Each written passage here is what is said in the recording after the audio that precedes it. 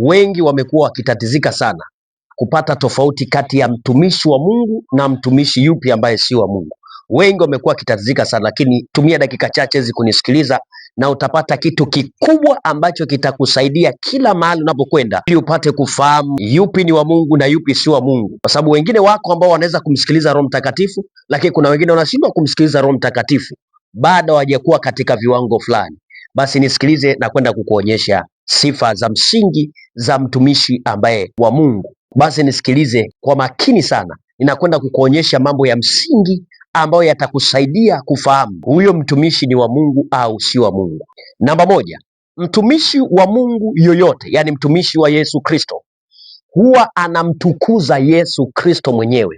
Yani mafundisho yake katika asilimia kubwa yana base kwenye kumtukuza na kumdhihirisha Yesu Kristo kwenye maisha ya wanadamu. Yohana Mbatizaji alifuatwa akaambiwa, je, wewe ni Kristo? Akasema, mimi sio Kristo, ila nimewaambia kwamba mimi nimekuja kumdhihirisha, nimekuja kuwaonyesha watu kwamba Kristo Yesu ni upi.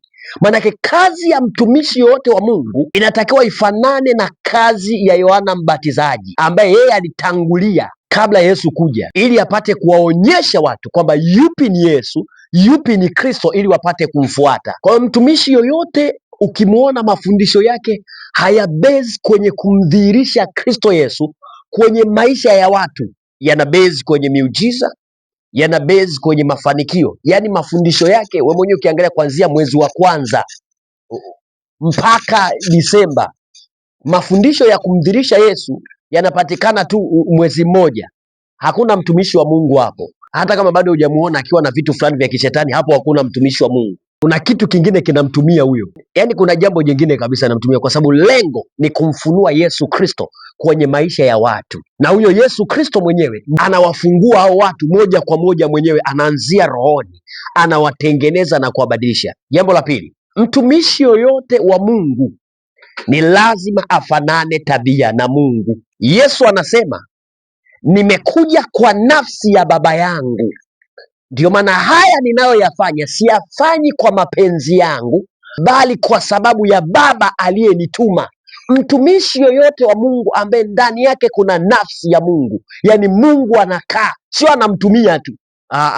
Mungu anakaa, manake ni kinywa cha Mungu, ni lazima abebe sifa na tabia za Mungu, yani anabeba karakta za Mungu. Mfumo wa maisha yake, unaona kuna tabia za Mungu, ziko tabia za Mungu, uko ule uhalisia wa kimungu uko katikati ya maisha yake. Ni kweli ni mwanadamu, ni kweli amezaliwa, lakini maisha yake unaona kabisa huyu mtu ametengwa kwa ajili ya watu wa Mungu, ametengwa kwa ajili ya kubeba maelekezo ya Mungu, ametengwa.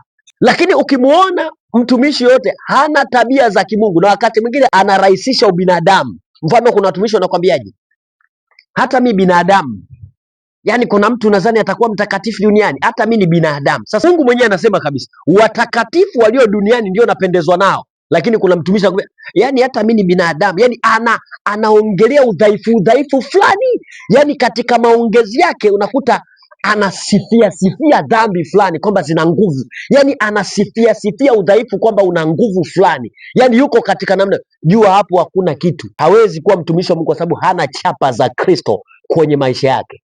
Hizo sababu mbili ni za msingi na za muhimu za kuzizingatia sana, kwa sababu ndio common za msingi. Mtumishi yoyote ukimwona kuanzia Januari mpaka Disemba, mafunuo ya neno aliyokuwa nalo ni mafunuo ambayo hayahusiani na kukukarabati roho yako ufananie na Kristo Yesu, hapo hauna mtumishi wa Mungu. Hata kama atatumia maandiko, kwa sababu sasa hivi shetani ana ujuzi wa maandiko, atatumia maandiko. Unakuta kila akifundisha mafundisho yake, kila ufunuo unaokuja kwenye maisha yake unavutia kwenye pesa au mafanikio ya kidunia.